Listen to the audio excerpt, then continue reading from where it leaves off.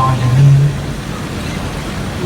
والعاقبة للمتقين والصلاة والسلام على سيد الأنبياء والمرسلين وعلى آله وأصحابه الطيبين الطاهرين أما بعد فأعوذ بالله من الشيطان الرجيم بسم الله الرحمن الرحيم يا أيها الناس اتقوا ربكم الذي خلقكم من نفس واحدة وخلق منها زوجها وبث منهما رجالا كثيرا ونساء واتقوا الله الذي تساءلون به والأرحام إن الله كان عليكم رقيبا صدق الله العظيم غوث اعظم بمنِ بے سرو ساما مددِ قبلہ دین مددِ کعبہ ایمان مددِ انتظار کرم تست من عینی را اے خدا جو و خدا بینو خدا دا مددِ بگرداب بلا افتاد کشتی ضعیفانو شکستہ رات و کشتی بحق کی خواجہ عثمان ہارون مدد کن یا معین الدین چشتی مدد کن یا معین الدین چشتی مدد کن یا معین الدین چشتی منبر پر رونق افروز عرش مقام سادات کرام علماء ذوی الاحترام حاضرین محفل عزت ماں پردہ نشین ماں اور بہنوں السلام علیکم ورحمۃ اللہ وبرکاتہ۔ نہایت ادب اور احترام کے ساتھ اپنے اور ساری کائنات کے مرکز عقیدت انیس بے کساں چارہ ساز درد منداں ہم غریبوں کی غمگسار ہم فقیروں کی ثروت شہر یار ارم تاجدار حرم نوبہار شفاعت شب اسرا کے دولہا نوشے بزم جنت دانائے سبل مولائے کل ختم الرسل خسرو خوباں سیاح لامکہ وجہ کل فکہ در اللہ المکنون سر اللہ المخزون عالم ما کانا وما یکون آبو گل انبیاء جانو دل اصفیاء مطلع ہر سعادت مقطع ہر سیادت خلاصہ کائنات فخر موجودات حضور احمد مجتبی محمد مصطفیٰ ارواحنا فدا صلی اللہ تعالی علیہ وآلہ وصحبہ وبارک وسلم کی بارگاہ بکس پناہ میں جس طریقے سے پڑھاؤں بلند آواز سے میرے ساتھ مل کر پڑھیں الصلاة والسلام علیکہ یا رسول اللہ الصلاة والسلام علیکہ یا نبی اللہ الصلاة والسلام علیکہ یا حبیب اللہ وعلا آلکہ واصحابکہ یا نور اللہ صلی اللہ تعالی علیہ وسلم۔ لحد میں عشق رخ شہ کا داغ لے کے چلے لحد میں عشق رخ شہ کا داغ لے کے چلے اندھیری رات سنی تھی چراغ لے کے چلے تیرے غلاموں کا نقش قدم ہے رائے خدا تیرے غلاموں کا نقش قدم ہے رائے خدا وہ کیا بہک سکے جو یہ سراغ لے کے چلے اور جنا بنے گی محبان چار یار کی قبر جنا بنے گی محبان چار یار کی قبر جو اپنے سینوں میں یہ چار باغ لے کے چلے۔ آج کی یہ محفل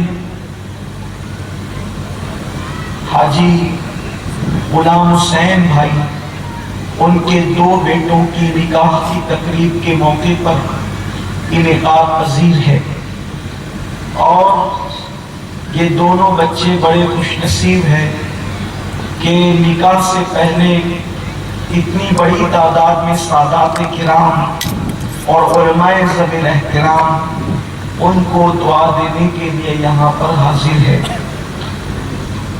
نکاح سے پہلے آج کی یہ تقریب اللہ عز و جل اس کے محبوب صلی اللہ علیہ وآلہ وسلم کے ذکر کی اس لیے سجائی گئی ہے تاکہ ذکر مصطفیٰ صلی اللہ علیہ وآلہ وسلم کی برکتیں دولہا اور دلہنوں کو نصیب ہو جائیں۔ اسی مناسبت سے میں نے قرآن مقدس کی سورۃ النساء کی پہلی آیہ کریمہ کی تلاوت کی ہے، جس کو ہمارے یہاں اہل سنت و جماعت کے اندر ہر خطیب خطبہ نکاح کے اندر تلاوت کرتا ہے۔ عام طور پر 3 آیتیں خطبہ نکاح میں تلاوت کی جاتی ہے۔ آپ اس پر توجہ کریں کہ تینوں آیت کا تعلق اللہ کے ڈر سے ہے، اللہ کے خوف سے ہے۔ 3 آیتیں جو پڑھنا مسنون بتایا جاتا ہے وہ یہ ہے، یا ایھا الناس اتقوا ربکم الذی خلقکم من نفس واحدہ۔ دوسری آیت یا ایھا الذین آمنوا اتقوا اللہ حق تقاتہ، اور تیسری آیت یا ایھا الذین آمنوا اتقوا اللہ وقولوا قولا سدیدا۔ یہ 3 آیتیں پڑھی جاتی ہے اور تینوں کا تعلق اللہ کے ڈر سے ہے۔ اے لوگوں اپنے رب سے ڈرو، اے ایمان والوں اللہ سے ڈرو جیسا کہ ڈرنے کا حق ہے۔ اے ایمان والوں اللہ سے ڈرو اور سیدھی سیدھی بات کرو۔ آپ غور فرمائیں کہ خطبہ نکاح جب اللہ کے رسول علیہ السلام پڑھتے تھے یا نکاح کا خطبہ دیتے تھے تو اس وقت حضور علیہ السلام نے ان 3 آیتوں کا انتخاب کیا، جس میں تینوں کا تعلق اللہ کے ڈر سے ہے، اللہ کے خوف سے ہے، اللہ کی خشیت سے ہے۔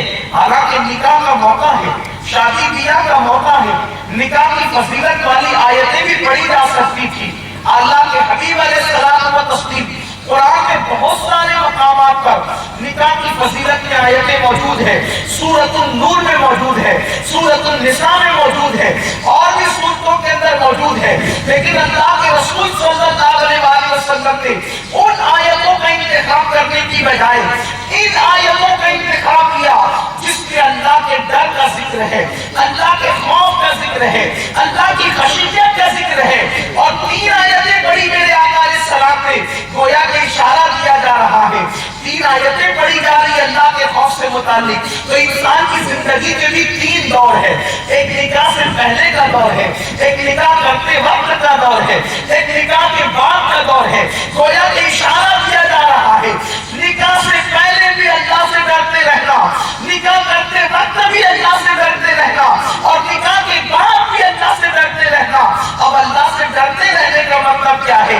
اللہ اکبر۔ پہلی بات تو میں آپ کو یہ بتاؤں، ساری عبادتوں کی بنیاد ہے اللہ کی خشیت، اللہ کا خوف۔ ساری عبادتوں کی جڑ ہے، جس کے دل میں اللہ کا خوف پیدا ہو جاتا ہے، جس کے دل میں اللہ کی خشیت پیدا ہو جاتی ہے، اس کی زندگی کبھی اللہ کے فرامین کے خلاف نہیں گزرتی، کبھی اللہ رب العزت کے فرامین کے خلاف نہیں گزرتی، کبھی گناہوں کی چوکھٹ پر نہیں گزرتی، کبھی گناہوں کی دہلیز پر نہیں گزرتی، کبھی برائیوں کے اڈوں پر نہیں گزرتی۔ آئیے میں آپ کو بتاؤں، جن کے دلوں کے اندر اللہ کا ڈر تھا، جن کے دلوں میں اللہ کی خشیت تھی، ان کی زندگی کا عالم کیا تھا؟ اللہ اکبر۔ امیر المومنین سیدنا عمر ابن خطاب رضی اللہ تعالیٰ عنہ اللہ کے خوف سے اتنا روتے تھے، اتنا روتے تھے کہ چہرے پر آنسوؤں کے نشان پڑ گئے تھے۔ اور اللہ آپ اپنے بستر کے نیچے چابک رکھا کرتے تھے، اور جب آپ بستر پر جاتے تو بستر پر جانے سے پہلے آپ اپنے پیروں میں چابک مار کر کہتے تھے، عمر بتا آج تم نے اللہ کو راضی کرنے کے کتنے کام کیے اور اللہ کو ناراض کرنے کے کتنے کام کیے۔ جب فاروق اعظم کی شہادت ہوئی اور آپ کو غسل دینے کے لیے تختے پر لٹایا گیا تو آپ کے پیروں پر چابک کے نشان موجود تھے۔ غسل دینے والوں نے آپ کے بیٹوں سے پوچھا، امیر المومنین کے پیروں پر آخر چابک کے نشان کیوں ہیں؟ تو آپ کے شہزادوں نے روتے ہوئے کہا تھا، امیر المومنین کو کون چابک مار سکتا ہے؟ یہ اللہ کے خوف سے اپنے پیروں پر خود چابک مارا کرتے تھے کہ بتا آج تم نے اللہ کو راضی کرنے کے کتنے کام کیے اور اللہ کو ناراض کرنے کے کتنے کام کیے۔ میرے آقا صلی اللہ علیہ وسلم کے دیوانوں، داڑھی رکھنے سے کوئی اللہ کا خوف والا نہیں ہوتا، ٹوپی پہننے سے کوئی اللہ کا خوف والا نہیں ہوتا، حاجی اور نمازی کہلا کر کوئی اللہ کا خوف والا نہیں ہوتا۔ اللہ کے خوف کی سب سے بڑی پہچان یہ ہے کہ اللہ نے جن چیزوں سے منع کر دیا ہے ان چیزوں سے رک جانا، یہی اللہ کے ڈر کی علامت ہے، یہی خشیت ربانی کی علامت ہے۔ تقویٰ کپڑوں میں نہیں ہے، تقویٰ ٹوپیوں میں نہیں ہے، تقویٰ لباس میں نہیں ہے۔ میرے آقا نے فرمایا تقویٰ ہاں ہونا، تقویٰ تمہارے دلوں میں ہے، اور دلوں کے تقوی کی پہچان یہ ہے جس سے اللہ تمہیں منع کر دے اس سے تم رک جاؤ، اس سے باہر آ جاؤ، اور جو اللہ سے ڈر کے گناہ کو چھوڑ دیتا ہے اللہ نے اس کو دو جنتوں کی بشارت عطا فرمائی ہے۔ میرا رب فرماتا ہے وَلِمَنْ خَافَ مَقَامَ رَبِّهِ جَنَّتَانِ، جو اللہ سے ڈر کر گناہوں کو چھوڑ دے، اللہ تبارک و تعالیٰ جو اللہ کی بارگاہ میں کھڑے رہنے سے ڈر گیا، جو اللہ کی بارگاہ میں جواب دینے سے ڈر گیا، اللہ اسے دو جنتیں عطا فرماتا ہے۔ تو آئیے میں آپ کے سامنے ابھی تینوں آیتوں کا جائزہ پیش کرتا ہوں۔ قرآن مقدس گویا کہ اشارہ دے رہا ہے شادی سے پہلے بھی ڈرتے رہنا، شادی سے پہلے بھی ڈرتے رہنا۔ شادی سے پہلے ڈرتے رہنے کا مطلب کیا؟ یعنی زنا کے قریب مت جانا، شادی سے پہلے آبادی کے قریب مت جانا، شادی سے پہلے بدکاری کے قریب مت جانا۔ کیوں؟ اس لیے کہ اللہ نے تمہیں اپنی عزت اور عصمت کی حفاظت کا حکم دیا۔ قرآن کہتے وَلَا تَقْرَبُوا الزِّنَا إِنَّهُ كَانَ فَاحِشَةً وَسَاءَ سَبِيلًا، زنا کے قریب بھی مت جاؤ، بے شک یہ بری راہ ہے، یہ فحش راستہ ہے، بری راہ ہے، اس کے قریب بھی مت جاؤ۔ آج بڑے دکھ کے ساتھ یہ بات کہنی پڑتی ہے کہ ہماری قوم کے نوجوان لڑکے اور لڑکیاں زیادہ تر، سب کی بات نہیں کرتا، سب کی بات نہیں، زیادہ تر شادی سے پہلے اپنا سب کچھ برباد کر دیتے اور لٹا دیتے ہیں۔ اس کی سب سے بڑی وجہ فلمیں ہیں، سیریل ہیں، یوٹیوب کے گندے مناظر ہیں۔ وقت سے پہلے برائیوں کی طرف اسی لیے لوگ جاتے ہیں، اور جو لوگ زنا کی طرف جائیں، بالخصوص وہ نوجوان جن کی شادیاں نہیں ہوئی، میں آج ان سے مخاطب ہوں کہ شادی سے پہلے بھی اللہ سے ڈرو، ناجائز اور حرام تعلقات کی طرف نہ جاؤ۔ آئیے کتنا بدترین جرم ہے جسے زنا کہتے ہیں۔ حدیث پاک میں آتا ہے جب کوئی شخص مرد یا عورت زنا کرتے ہیں تو ان کے وجود سے ایمان ایسے نکل جاتا ہے جیسے کپڑے اتار لیے جاتے ہیں، ویسے ان کے وجود سے ایمان نکل جاتا ہے، اور ایمان ان کے سر پہ چھتری کی طرح سایہ فکر ہو جاتا ہے، اور زمین کانپ کانپ اٹھتی ہے، زمین لرز لرز اٹھتی ہے جب روئے زمین کے اوپر زنا ہوتا ہے، جب روئے زمین کے اوپر حرام کاری ہوتی ہے، جب روئے زمین کے اوپر بدکاری ہوتی ہے تو زمین کانپ کانپ اٹھتی ہے۔ لوگ زنا کو چھوٹا جرم سمجھتے ہیں، لوگ زنا کو چھوٹی موٹی بات سمجھتے ہیں۔ سن لو، زنا کرنے والا اگر 7 سمندروں کے پانی سے نہا لے تو بھی اس کے دل پر جو گناہ کا دھبا لگا ہے وہ 7 سمندر کا پانی بھی دھل نہیں سکتا۔ یہ زنا کی نحوست ہے، اور یاد رکھنا ہر گناہ کی سزا گناہ کرنے والے کو ملتی ہے۔ زنا وہ گناہ ہے کہ اگر ایک انسان زنا کرتا ہے تو اس کی سزا اس کی نسلوں تک باقی رہتی ہے، اس کے خاندان کی کئی پشتوں تک باقی رہتی ہے۔ اس لیے اللہ میری قوم کو اس بدی سے بچائے۔ اسی لیے تو اسلام نے زنا کرنے والوں کے لیے جتنی سخت سزا رکھی ہے اتنی سخت سزا کسی کے لیے نہیں رکھی ہے۔ اللہ اکبر! کاش کہ میری قوم کے جوان سمجھتے، کاش کہ میری قوم کے جوان بیٹے اور بیٹیاں سمجھتے، چند لمحوں کی لذت کے لیے اپنی نسلوں کو تباہ نہ کرو، اپنی نسلوں کو برباد نہ کرو، اپنی نسلوں کو اللہ کے نام کا شکار نہ کرو۔ اللہ اکبر! تو زمین لرزتی لرزتی ہے، زمین کانپ اٹھتی ہے، اور زمین اللہ کی بارگاہ میں عرض کرتی ہے اے اللہ، جس نے میرے وجود کے اوپر زنا کیا تو مجھے اتنا اختیار دے دے کہ میں دو حصوں میں چل جاؤں اور اس کو اپنے اندر دبوچ لوں۔ زمین کی کیفیت یہ ہوتی ہے، اگر زمین پر چھوٹے چھوٹے بچے نہ ہوتے، اگر زمین کے اوپر جانور نہ ہوتے، اگر زمین کے اوپر بے زبان جانور نہ ہوتے تو اسی وقت لوگوں پر عذاب آ جاتا، لیکن بس چھوٹے بچوں کی وجہ سے، بغیر زبان کے جانوروں کی وجہ سے، اللہ کی چھوٹی چھوٹی مخلوق کی وجہ سے ان لوگوں سے عذاب رک جاتا ہے۔ تو اسی لیے فرمایا گیا کہ شادی سے پہلے بھی بچتے رہو، اللہ سے ڈرتے رہو، یعنی اپنے آپ کو پاک دامن رکھو، گناہ کی طرف نہ جاؤ، بدی کی طرف نہ جاؤ، اپنی آنکھوں کو آوارہ نہ کرو، اپنی آنکھوں کو پاکی نہ کرو۔ آئیے اس سلسلے میں مجھے ایک بات یاد آتی ہے، میرے پیارے آقا صلی اللہ علیہ وسلم کے دیوانوں، کبھی کسی چیز کو وقت سے پہلے حاصل کرنے کی کوشش نہ کرنا، ورنہ تباہی اور بربادی ہوگی۔ اللہ اکبر۔ اور اگر تم نے اپنے نفس کو گناہ سے بچایا، اور بالخصوص جو لوگ اپنے آپ کو زنا سے بچا لیں، اللہ اس کی برکت اس کی نسلوں کو عطا فرماتا ہے۔ اللہ۔ آئیے میں آپ کو ایک بات بتاؤں، زندگی میں بہت سے مواقع ایسے آتے ہیں، زندگی میں بہت سے معاملات ایسے آتے ہیں کہ اللہ اکبر، انسان گناہ کی طرف جاتا ہے۔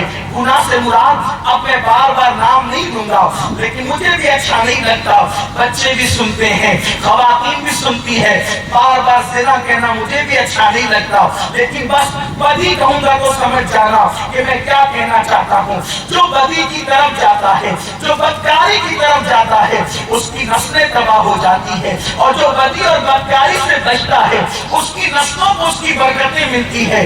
آئیے اس سلسلے میں بات بتاؤں، زندگی میں کبھی ایسے موقع جوانوں کے ساتھ آتے ہیں کہ وہ بدی کی طرف جائے، وہ بدکاری کی طرف جائے، یاد رکھنا، اس تصور کے ساتھ رک جانا کہ میرا اللہ مجھے دیکھ رہا ہے، میرا رب مجھے دیکھ رہا ہے۔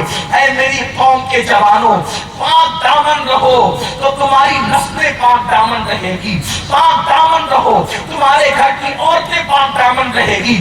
جو بدی کرتے ہیں ان کی گھر کی عورتوں کے ساتھ بھی بدی کی جا سکتی ہے، مگر وہ لوگ جو توبہ کر لیں۔ اللہ اکبر۔ اس سلسلے میں بدی سے بچنے والوں کو انعام کیا ملتا ہے، آئیے ذرا سنیں۔ ایک مرتبہ کا واقعہ ہے، بغداد کے ایک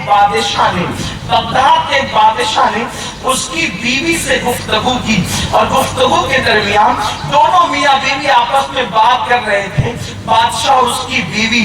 تو ایسے میں بادشاہ نے اپنی بیوی سے کہا کہ میں جنتی ہوں، میں جنتی ہوں۔ اس کی بیوی نے کہا واہ صاحب، آپ کب سے جنتی ہونے لگے، اور جنتی ہونے کی آپ کے پاس کیا گارنٹی ہے؟ تو بادشاہ کی بیوی کی بات بادشاہ کو بری لگی کہ میرے جنتی ہونے پہ سوالیہ نشان کھڑا کر دیا۔ تو بادشاہ نے غصے میں آ کر اس کی بیوی کو کہا کہ اگر بادشاہ جنتی نہیں تو بادشاہ کی بیوی کو 3 طلاق۔ اب طلاق تو دے دی غصے میں آ کر، اس لیے کہ شیطان کو سب سے زیادہ خوشی اس وقت ہوتی ہے جب انسان طلاق کی بات کرتا ہے، اور رحمان کو اس وقت سب سے زیادہ ناراضگی ہوتی ہے جب انسان طلاق کی بات کرتا ہے۔ اور ایک بات یاد رکھنا، میں تو اپنے جوانوں سے کہتا ہوں، جو مرد ہوتے ہیں وہ کبھی طلاق نہیں دیتے، ہمیشہ طلاق نامرد لوگ دیتے ہیں، اس لیے کہ مردوں کا حوصلہ بڑا عظیم ہوتا ہے۔ کوئی کہتا ہے کہ بیوی نااہل تھی، ارے وہ نااہل تھی، تو اہل تھا۔ نااہل کو سنبھال کر لے کر چلنا یہ اہل لوگوں کا کام ہوتا ہے، چھوڑ دینا اس سے بڑی نااہلی کیا ہے۔ اور یاد رکھنا، بیوی کسی کی بھی ہو، بیوی ہوتی ہے۔ میری اور آپ کی بیوی کی حیثیت کیا ہے؟ حضرت ابراہیم علیہ السلام کی بیوی حضرت سارہ نے ایک مرتبہ آپ سے زوال درازی کی، تو حضرت ابراہیم علیہ السلام نے اللہ سے شکایت کی، اللہ میری بیوی میرے ساتھ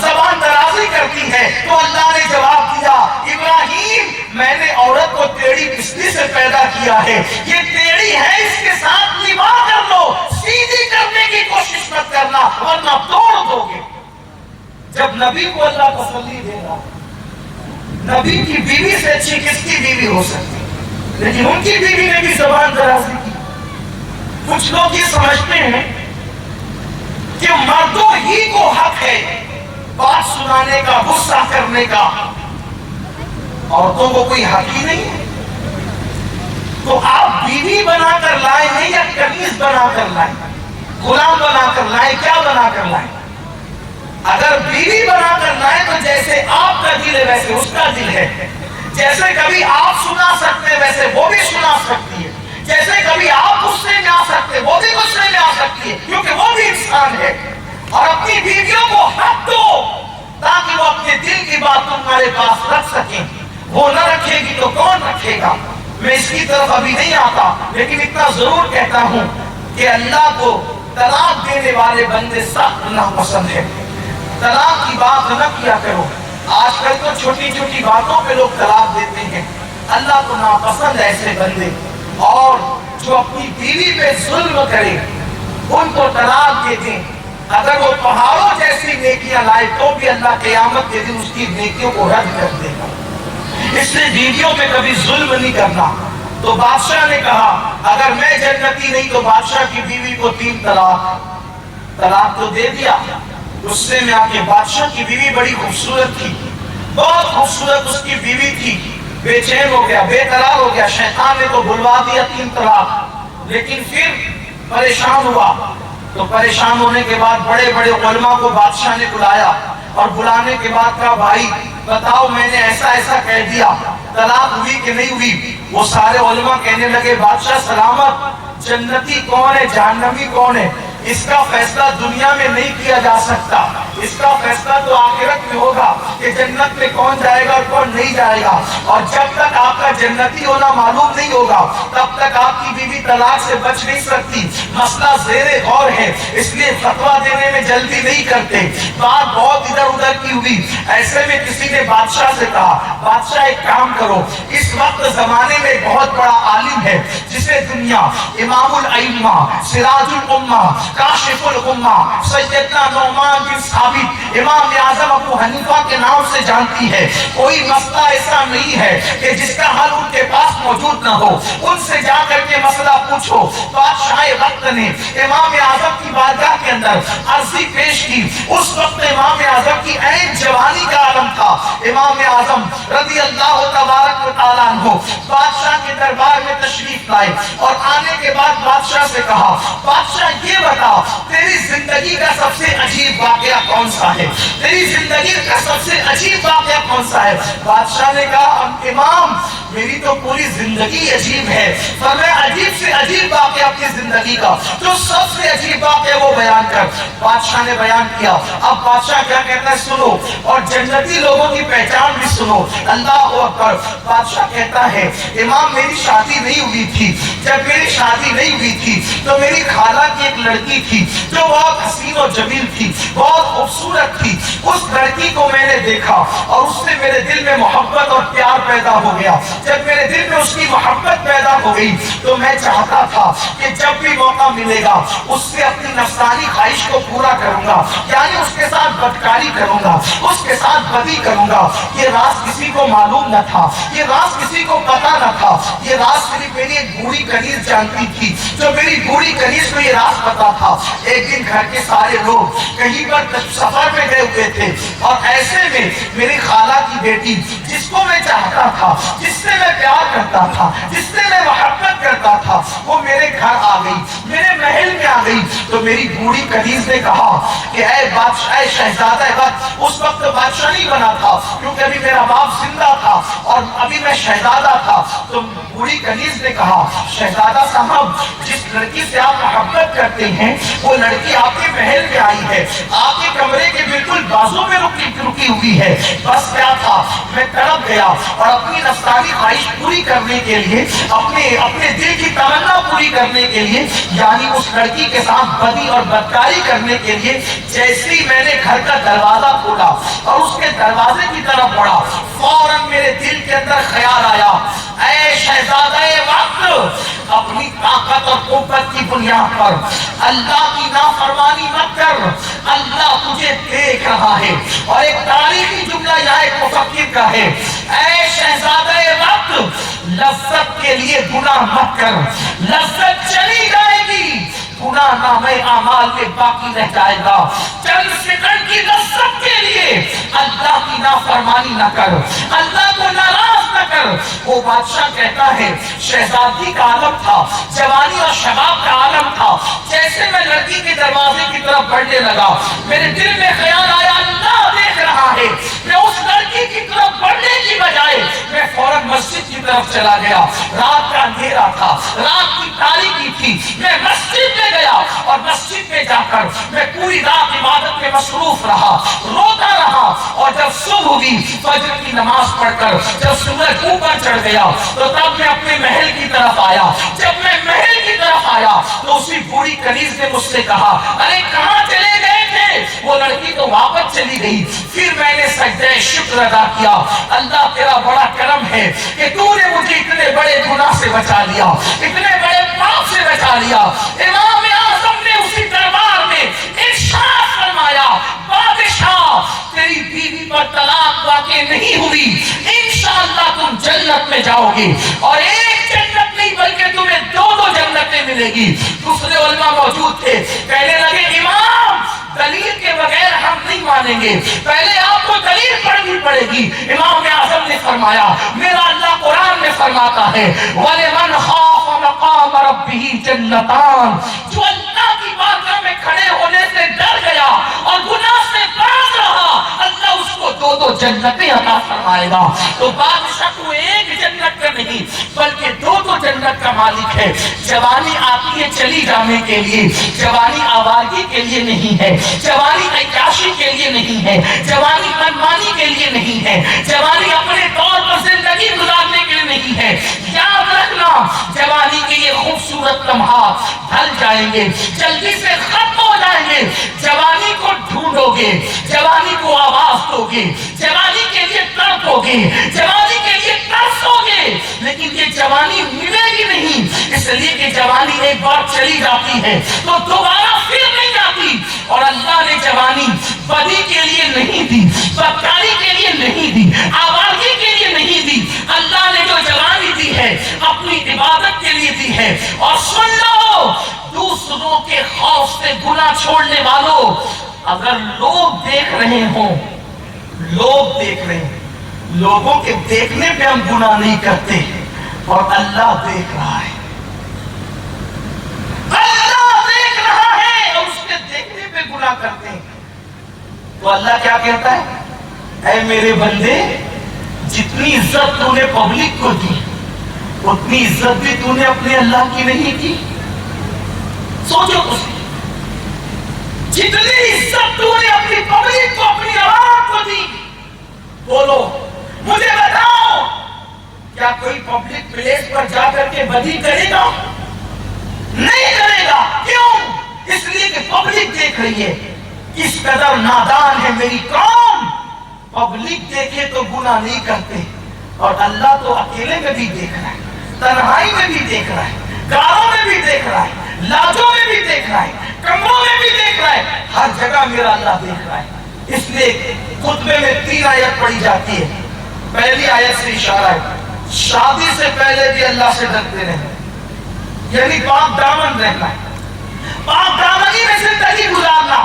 میرے آقا فرماتے ہیں جو جوانی میں پاک دامن رہے گا اللہ قیامت کے دن اس کو عرش کا سایہ عطا فرمائے گا۔ سب کے لیے قیامت کا دن 50,000 سال کے برابر ہوگا، اور جن کو عرش کا سایہ ملے گا ان کے لیے قیامت کا دن صرف ظہر کی 4 رکعت نماز کے برابر ہوگا۔ اتنا شارٹ کر دیا جائے گا اس کے لیے قیامت کا دن، اس لیے پاک دامن رہو۔ پھر دوسری چیز، جب شادی کرو تو بھی اللہ سے کرو۔ شادی کرو، شادی کے وقت بھی پہلے تو اللہ سے ڈرو، پاک دامن رہو۔ شادی کرتے وقت بھی اللہ سے ڈرو۔ کیوں؟ یعنی شادی کرو تو ایسی کوئی خرافات اور ناجائز کام مت کرو جس سے اللہ ناراض ہو۔ شادی لوگ کرتے ہیں ایک سنت پر عمل کرنے کے لیے نکلتے ہیں، ایک سنت، اور سینکڑوں بدعت اور خرافات میں ڈوب جاتے ہیں۔ مسلمانوں کی شادی میں ڈھول کا کیا کام؟ مسلمانوں کی شادی میں ڈی جے کا کیا کام؟ مسلمانوں کی شادی میں گانوں کا کیا کام؟ مسلمانوں کی شادی میں نچنیوں اور ناچنے والوں کا کیا کام؟ مسلمانوں کی شادی میں خرافات کا کیا کام؟ آپ سے میں پوچھنا چاہتا ہوں، ایک بات صرف پوچھنا چاہتا ہوں، جتنے بیٹھے ہیں میری ایک بات پر توجہ کرنا، میں اپنے دل کی گہرائیوں سے اپنے دل کا درد تمہارے دل کے دروازے پہ رکھنا چاہتا ہوں۔ سب سے میری مائیں اور بہنیں بیٹھی ان سے بھی اور آپ سب سے پوچھنا چاہتا ہوں، مجھے بتاؤ اگر تمہارے گھر میں شادی ہے اور شادی کے موقع پر تم نے ایسا کوئی کام کیا جس سے تمہاری ماں کا دل دکھ گیا تو بولو اب کیا اس شادی کے اندر خوشیاں رہے گی؟ کیا اس شادی کے اندر برکت رہے گی؟ ذرا مجھے ہاتھ اٹھا کر کے جواب دو، اس لیے کہ آپ آج تھوڑا دور بیٹھے ہو کیونکہ شادی کا اسٹیج ہے، جلسے کا اسٹیج نہیں ہے، تو آپ کو مجھ سے دور کر دیا گیا، مجھے آپ سے دور کر دیا گیا، اس لیے آپ کی آواز مجھ تک نہیں آ سکتی۔ لیکن بتاؤ شادی کے موقع پر کوئی ماں کا دل دکھائے تو اس شادی میں برکت رہ سکتی ہے؟ ہاتھ اٹھا کے جواب دو، برکت رہ سکتی ہے؟ نہیں۔ کوئی ماں کا دل دکھائے اس شادی کے اندر رحمت اتر سکتی ہے؟ نہیں۔ کوئی ماں کا دل دکھائے اس شادی کے اندر کبھی جو ہے وہ اللہ اکبر بہاریں اور خوشیاں آ سکتی ہے؟ نہیں۔ اب مجھے بتاؤ اے میری قوم کے جوانوں اور شادیوں کے اندر ڈی جے بجانے والوں، جب تم شادیوں میں ڈی جے بجاتے ہو، جب تم شادیوں میں ناچ گانا کرتے ہو، جب تم شادیوں میں خرافات کرتے ہو تو اس وقت تو مصطفیٰ جان رحمت کا دل دکھتا ہے۔ جس شادی میں ماں کا دل دکھے اس شادی میں برکت نہیں ہوتی، تو جس شادی میں نبی کا دل دکھایا جائے اس شادی میں برکت کیسے ہو سکتی ہے؟ آج شادی خانہ آبادی نہیں ہوتی بلکہ شادی خانہ بربادی ہوتی ہے۔ لوگ کہتے ہیں مولانا میرا داماد مجھے بہت تکلیف پہنچاتا ہے، میں کہتا ہوں ناچ ناچ کے تو تو نے داماد لایا، جب ناچ کر داماد لائے گا تو وہ تجھے نچائے گا نہیں تو کیا کرے گا؟ لوگ کہتے ہیں میری بہو میرا کہنا نہیں مانتی، میری بہو مجھے ستاتی ہے۔ ارے تو نے ناچ اور نچا کر تو بہو لایا، جب تو نے ناچ کر بہو لایا تو وہ تجھے نچائے گی نہیں تو کیا کرے گی؟ اس لیے اسلام میں ناچ گانا نہیں۔ اور آپ کو بتاؤں ناچ گانے کرنے والوں اور بالخصوص شادی کے موقع پہ ناچ گانا کرنے والوں، دھیان سے سننا، غور سے سننا، اللہ اکبر۔ اچھا آپ لوگ قریب آنے لگے، ماشاءاللہ محبت ہے یہ کچھ والوں کی، درود شریف پڑھنے جیو اللہ جیتا رکھے، آپ کو لمبی عمر عطا کرے۔ میرے جملے پر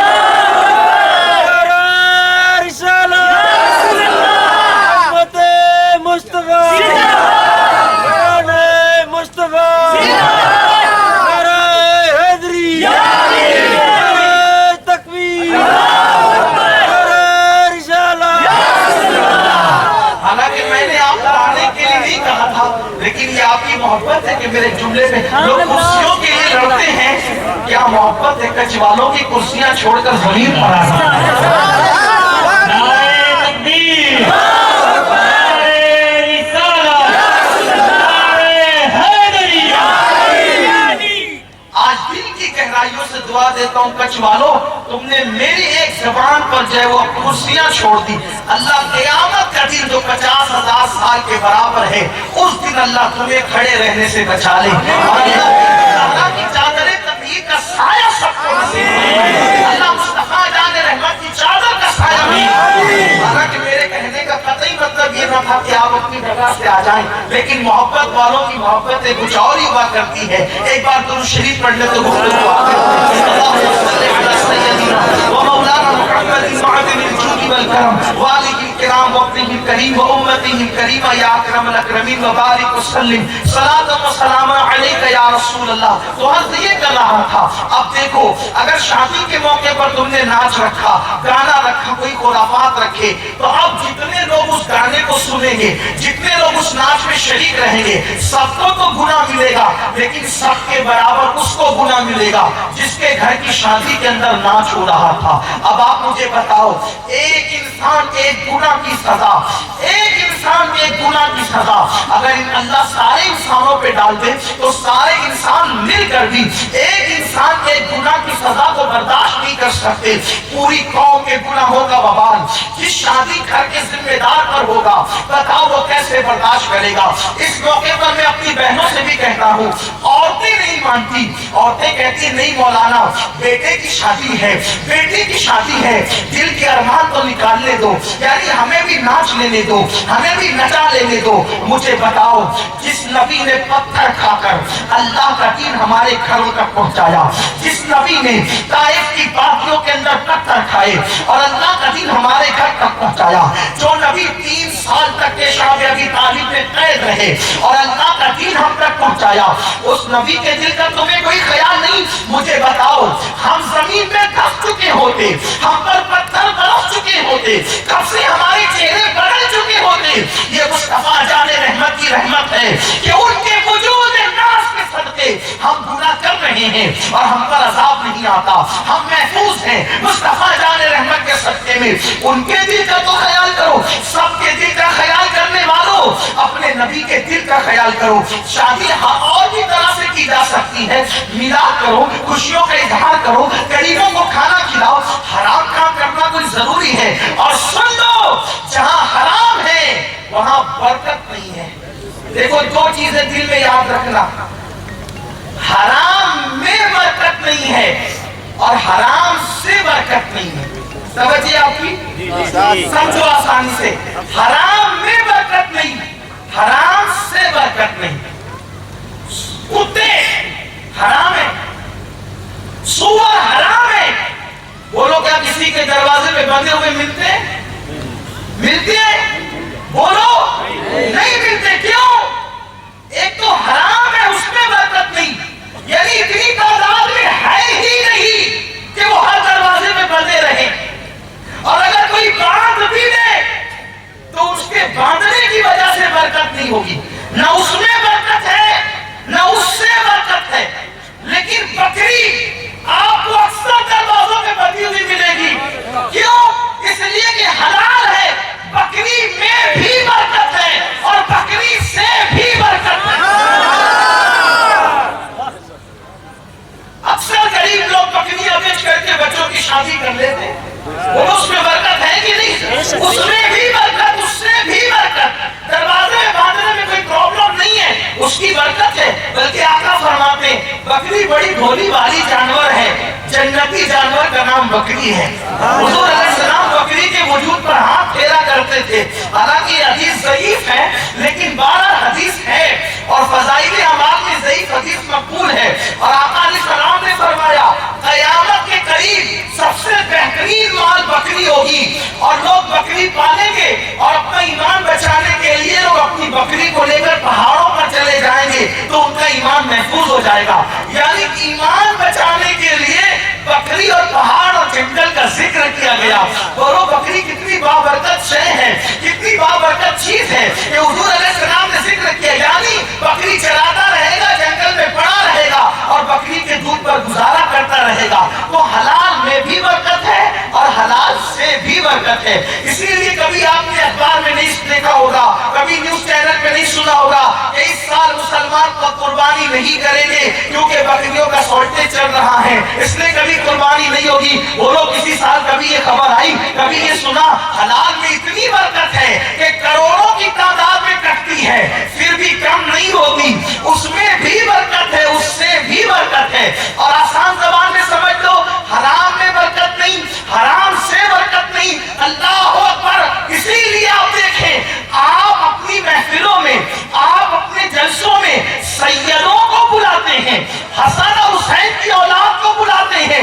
کبھی یزید کی اولاد تمہارے جلسوں میں تم نہیں بلاتے، اس لیے کہ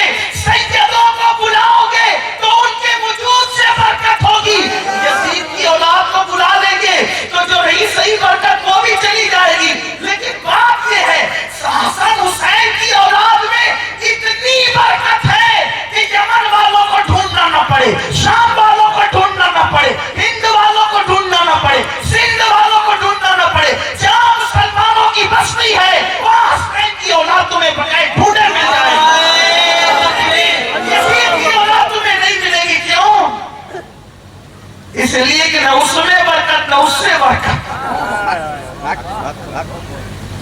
سیدوں کو بلاتے تھے کہ ان سے برکت ہے اور ہے اتنے کہ ہر جیسے میں پہنچی. یہی اتنے سارے ہیں, ادھر نیچے بیٹھے ہوئے ادھر اوپر بیٹھے ہوئے بہت سارے, پھر بھی گھروں کے اندر کچھ آرام کر رہے, لیکن کم نہیں ہے. جلسوں کو پڑھنے کے بعد بھی کچھ بچے ہوئے ہیں.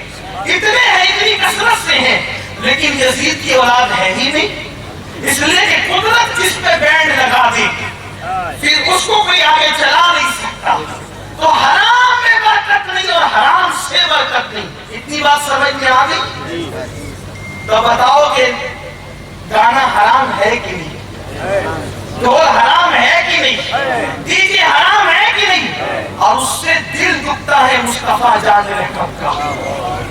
سب کے دلوں کا خیال کرنے والوں اپنے نبی کے دل کا خیال نہیں کرتے. جب تمہارے گھروں کی شادیوں میں ڈی جے بجتا ہوگا اس وقت مصطفیٰ جان رحمت کے دل پہ کیا گزرتی ہوگی؟ کیونکہ ہم کسی مردہ نبی کا کلمہ نہیں پڑھتے, ہم زندہ نبی کا کلمہ پڑھتے. ہمارے نبی زندہ ہیں, ہمیں دیکھ رہے ہیں, ہماری جانوں سے زیادہ قریب ہے. اور میرا ایمان ہے میں یہ جو جملے کہہ رہا ہوں میرے نبی اس کو بھی سن رہے ہیں اور ان جملوں کو دیکھ بھی رہے ہیں. ہمارے نبی ہماری جانوں سے زیادہ قریب ہے. تو زندہ ہے واللہ, تو زندہ ہے واللہ, میری اشکیانوں سے چھپ جانے والے. اگر خوشی ہے تو نعتوں کی محفل سجاؤ.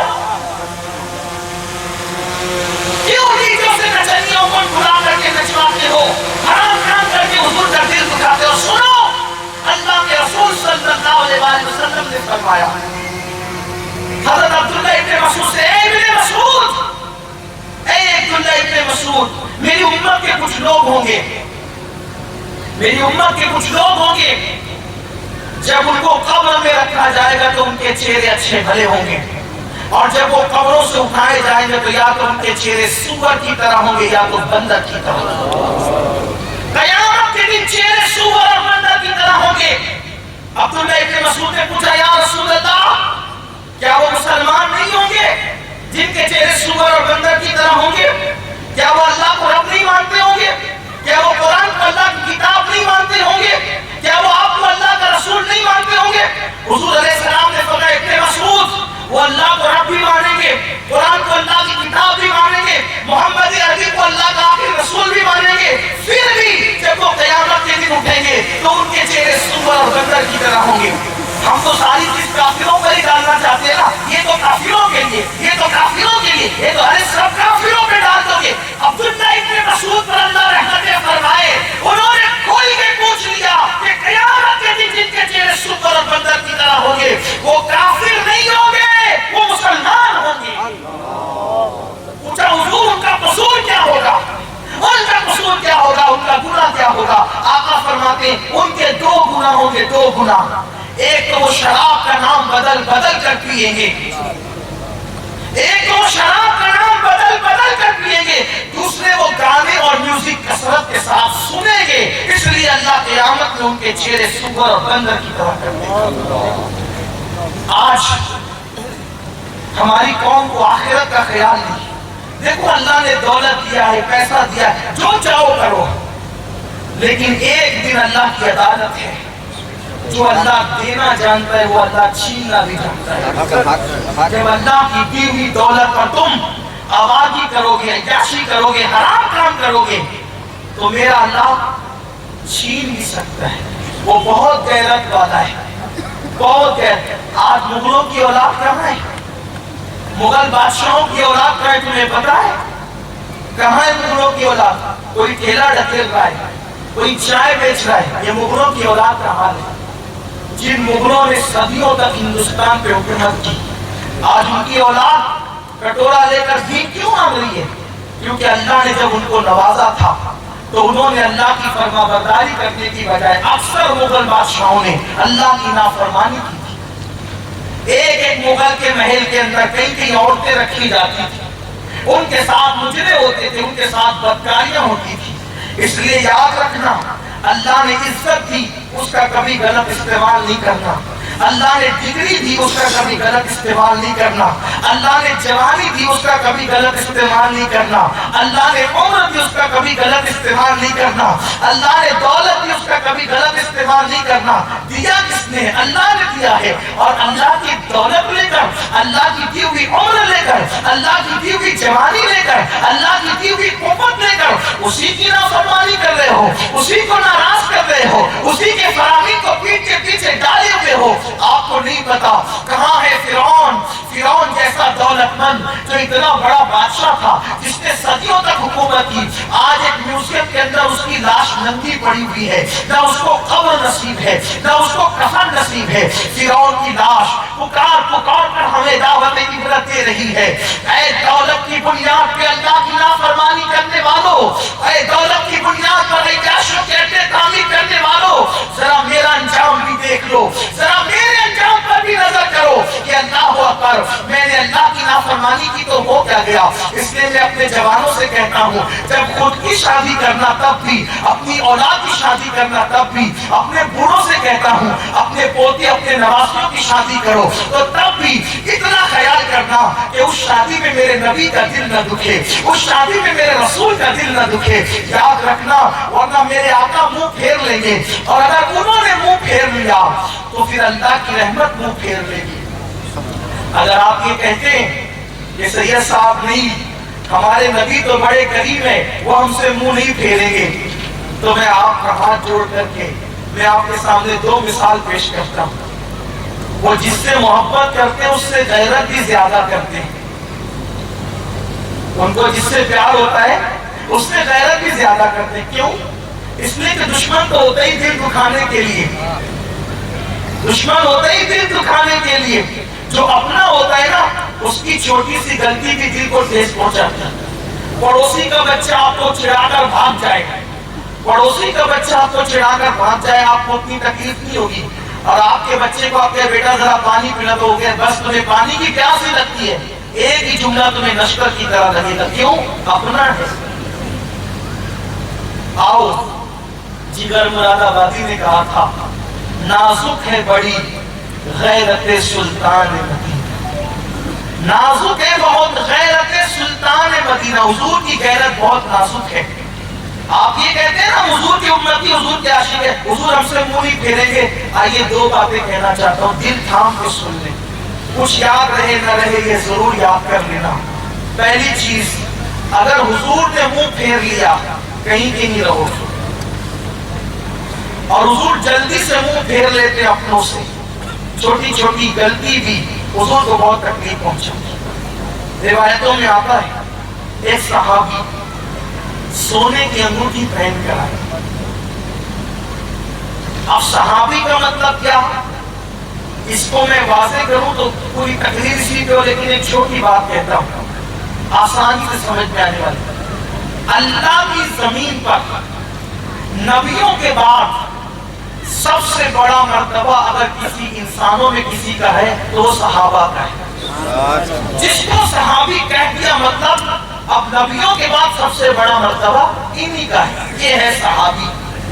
اب سمجھ سکتے ہیں ہم صحابہ کی جھوٹیوں سے لگی ہوئی دھول کے برابر بھی نہیں ہو سکتے، اور صحابہ نے جو عشق کیا اس عشق کی ایک قطرے کی کہ ہزاریں حصے تک ہم نہیں پہنچ سکتے۔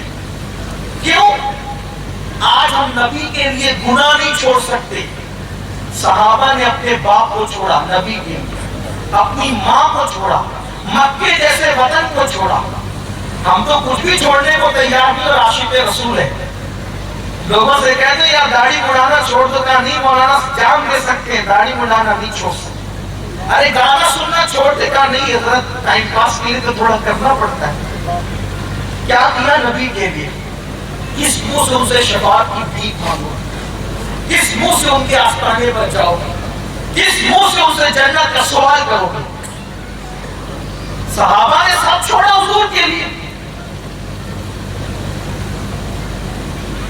ایک صحابی سونے کی انگوٹھی پہن کے آئے ہیں اور سلام کیا، آقا نے منہ پھیر لیا۔ نازک ہے بہت غیرت سلطان مدینہ. حضور نے منہ پھیر لیا, دوسری طرف سے گئے, شاید پہچانا نہیں, السلام علیکم, پھر منہ پھیر لیا. اب وہ تڑپ گئے, بے چین ہو گئے, اس لیے کہ ان کو پتا تھا اگر اللہ کو راضی کرنا ہے تو ایک ہی واسطہ ہے, اس کے محبوب کو راضی رکھو تو اللہ راضی رہے گا, محبوب ناراض تو اللہ ناراض. آپ ناک نمازی بن جائے, روزے دار بن جائے, ہر سال حج کرے, ہر سال عمرہ کرے, بڑی ذمہ داری سے ایک جملہ کہہ رہا ہوں, اگر رسول اللہ راضی ہے تو اللہ راضی ہے. ورنہ آپ کے پاس حج ہے, عمرہ ہے, زکات ہے, صدقہ ہے, خیرات ہے, مسجدیں بنا رہے ہو, مدرسے بنا رہے ہو, کچھ بھی کر لو, اگر حضور راضی نہیں ہے تو اللہ تم سے راضی ہے. خدا کی رضا چاہتے ہیں تو عالم, خدا چاہتا ہے رضائے محمد. سونے کی انگوٹھی صحابی کے ہاتھ میں دیکھی, منہ پھیر لیا, نازک ہے بہت غیرت سلطان مدینہ. انہوں نے تڑپ گئے, بے چین ہو گئے, بس کی آقا, بندہ پرور آقا, غریب پرور آقا, دادا یہ تو بتائیں ناراض کیوں ہو گئے؟ جملہ آقا نے فرمایا, تیرے بدن سے میں جہنمیوں کی بو سونگ رہا ہوں, کیونکہ تو نے جہنمیوں کا زیور پہن لیا ہے. مردوں پہ سونا حرام ہے, تو نے سونا کیسے پہنا؟ اسی لیے حضور نے منہ پھیر لیا. فوراً وہ صحابی تھے, میرے اور آپ کی طرح زبانی دعوے دار نہیں تھے, سچی عاشق رسول تھے. جیسے ہی سنا کہ حضور سونا پہننے سے ناراض ہو گئے, سونے کی انگوٹھی اتاری اور اتار کر پھینک دیا, جیب میں نہیں رکھا, اتار کے پھینک دیا. جس سے محبوب ناراض ہے اتار کے پھینک دیا. حضور تشریف لے گئے, وہ صحابی وہیں تھے. کسی نے مشورہ دیا, ارے مردوں پہ سونا حرام ہے, عورتوں کے لیے تو حلال ہے, اٹھا لو, بیچ دو, بیوی کے لیے زیور خرید کے بیوی کو پہنا دو. وہ صحابی کہتے اللہ کی عزت کی قسم, ایک بار نبی کے نام پہ جس کو اتار کے پھینک دیا ہے, دوبارہ پھر اس کو اٹھا نہیں سکتا. اب یہ تو صحابی تھے. اب گفتگو اپنی سمیٹتے ہوئے اس عنوان کے حوالے سے خاص توجہ, یہ تو صحابی تھے, صحابی. آؤ ان سے بڑی ہستی, ان سے بڑی ہستی. آپ کہیں گے ان سے بڑی ہستی کون ہے؟ اس لیے کہ ان سے بڑی ہستی جسے صحابی ہونے کا بھی شرف حاصل ہے اور جسے اہل بیت ہونے کا بھی شرف حاصل ہے. اور وہ کون سی بڑی ہستی جس کے پاس یہ 2 ڈگریاں ہیں؟ وہ کون سی بڑی ہستی جس کے پاس یہ 2 ڈگریاں ہیں؟ اور وہ کون ہے؟ وہ ہے کہ پوری کائنات میں حضور علیہ السلام سب سے زیادہ اگر کسی سے پیار کرتے تو اس ذات سے کرتے. سب سے چہیتی ذات کائنات میں حضور کے لیے کوئی ہے, اسی کا نام ہے سیدہ, طیبہ, طاہرہ, عابدہ, زاہدہ, راکعہ, ساجدہ, نقیہ, تقیہ, زکیہ, رقیہ, عالمہ غیر معلمہ, ام ابیہا, مختومہ کائنات, ملکہ فردوس بری, سیدہ فاطمہ الزہرا رضی اللہ عنہا. حضور سب سے زیادہ ان سے پیار کرتے ہیں, اتنا پیار کرتے ہیں کہ سفر میں جاتے ہیں تو سب سے آخر میں سیدہ فاطمہ سے ملتے ہیں, اور سفر سے آتے ہیں تو سب سے پہلے سیدہ فاطمہ سے ملتے ہیں. پتا چلا رسول اللہ کا سفر فاطمہ الزہرا کے گھر سے شروع ہوتا ہے اور رسول اللہ کا سفر فاطمہ الزہرا کے گھر پہ ختم ہوتا ہے. سب سے آخر پہ جاتے تھے ان سے ملے, سب سے پہلے آتے تھے ان سے ملے. اور پیار کتنا ہے, رسول اللہ کے گھر اور ان کے گھر کے درمیان ایک دیوار تھی, ایک دیوار. میں یہ تمہید اس لیے باندھ رہا ہوں کہ کوئی میری بات کا غلط مفہوم نہ لے, اس لیے میں پہلے تمہید باندھ رہا ہوں. جو بات کہنا چاہتا ہوں آگے وہ بات بڑی اہم ہے, اس لیے پہلے میری تمہید سنے آپ. محبت کتنی ہے حضور کو, ایک دیوار کا فاصلہ, ایک دیوار کا فاصلہ. اور سیدہ کی یاد آتی ہے. اگر حضور جا نہیں سکتے کسی مصروفیت کی وجہ سے تو دیوار میں کھڑکی بنا رکھی تھی, اس سے پردہ ہٹا کر کہتے فاطمہ ذرا اپنا چہرہ تو دکھا دیں. ساری کائنات جس رسول کو دیکھنے کے لیے بےتاب ہے, رسول اس سیدہ کو دیکھتے ہیں, بار بار دیکھتے ہیں اور فرماتے فاطمہ تو ام ابیہا ہے, تو اپنے باپ کی ماں ہے. اور کہتے فاطمہ تجھ پر میرے ماں باپ قربان ہے. آقا علیہ الصلوۃ والتسلیم کہتے فاطمہ تو بضعۃ منی, فاطمہ میرے جگر کا ٹکڑا ہے. اس کے راضی ہونے سے اللہ راضی ہوتا ہے, اس کے ناراض ہونے سے اللہ ناراض ہوتا ہے. اتنی بات آپ نے سن لی. اس عورت جیسی, اس خاتون جیسی, اس مقدس خاتون جیسی کوئی عورت دنیا میں نہیں ہے جس کے بابا سید الانبیاء, جس کے بیٹے حسنین کریم ہیں, جس کے شوہر تاجدار ولایت, خاتم الولایت, فاتح خیبر, مولا مشکل کشا سیدنا علی کرم اللہ تعالی وجہہ الکریم, جس کی بہنیں زینب بنت محمد, جس کی بہن رقیہ بنت محمد, جس کی بہن ام کلثوم بنت محمد, جن کی امی خدیجۃ الکبریٰ, جس کو اللہ عرش سے سلام نازل فرماتا ہے. یہ ہے سیدہ فاطمہ الزہرا. آپ یہ سوچتے ہیں نا کہ میں کچھ بھی کروں گا حضور مجھ سے چہرہ نہیں پھیریں گے. اب آؤ ایمان والے دل پہ ہاتھ رکھو. صرف یہ تعلیم امت کے لیے بتایا جاتا ہے اور تعلیم امت کے لیے ہے, ورنہ سیدہ کا مرتبہ بہت بڑا ہے. میرے نبی سیدہ فاطمہ سے کبھی ناراض نہیں ہوئے, میرے آقا سیدہ فاطمہ سے کبھی ناراض نہیں ہوئے, لیکن تعلیم امت کے لیے اللہ اکبر. آؤ آؤ اپنے گھروں کے اندر ناچ گانے کرنے والوں, داڑیاں مڈا کر گٹروں میں پھینکنے والوں, نماز کے وقت میں اپنے گھروں پر گیم موبائل میں کھیلنے والوں, موبائل پر گندے مناظر دیکھ کر رسول اللہ کا دل دکھانے والوں, حرام کاروبار کر کے نبی کے دل کو تکلیف پہنچانے والوں, کیا سمجھتے ہو کہ جنت اپنے باپ کی ہے, یوں ہی مل جائے گی؟ آؤ آؤ, جس کے بابا کی جنت تھی ان کے ساتھ کتنی غیرت کی گئی ہے, نازک ہے بہت غیرت سلطان مدینہ. ایک مرتبہ میرے آقا سیدہ فاطمہ سے ملنے کے لیے ان کے گھر تشریف لائے. اب ذرا دل کے کانوں سے سب میری ماں بہنیں بھی آپ نے سنے, سیدہ فاطمہ سے ملنے کے لیے میرے آقا ان کے گھر آئے. آقا دروازے پہ کھڑے تھے, کیا منظر دیکھا کہ سیدہ فاطمہ کی دیواروں پر پردے لٹکے ہوئے, سیدہ فاطمہ کی دیواروں پر پردے لٹکے ہوئے ہیں. اور وہ پردے لٹکے ہیں, آقا کریم نے جیسی پردے دیکھا تو فرمایا ہم کھڑکی دروازوں پر تو پردے ڈالتے ہیں, یہ دیواروں کو کپڑے پہنانا کب سے شروع کر دیا؟ حضور نے چہرہ پھیر لیا, حضور نے چہرہ پھیر لیا, اندر نہیں ہے. جس سے سب سے زیادہ پیار کرتے ہوں اگر ان کے گھر کی دیوار پہ پردے دیکھیں تو چہرہ پھیر لیں, ناراض ہو کر نہیں, صرف تعلیم امت کے لیے کہ جب سب سے زیادہ محبوب بیٹی کے ساتھ اگر ان کی شان کے خلاف کوئی کام دیکھ رہا ہوں تو چہرہ میں نے پھیر لیا تو حضور نے چہرہ پھیر لیا اور چہرہ پھیر کے حضور واپس چلے گئے. میں یہاں آ کر کے بہت بے چین ہوں, پریشان ہوں کہ جس کے لیے ہے کہ تجھ پہ میرے ماں باپ قربان, اگر وہ صرف دیوار پہ پردہ لٹکا دے, دیوار پہ دروازوں پہ پردہ لگ سکتا ہے, کھڑکیوں پہ لگ سکتا ہے, دیواروں پہ نہیں لگ سکتا, یہ فضول خرچی ہے.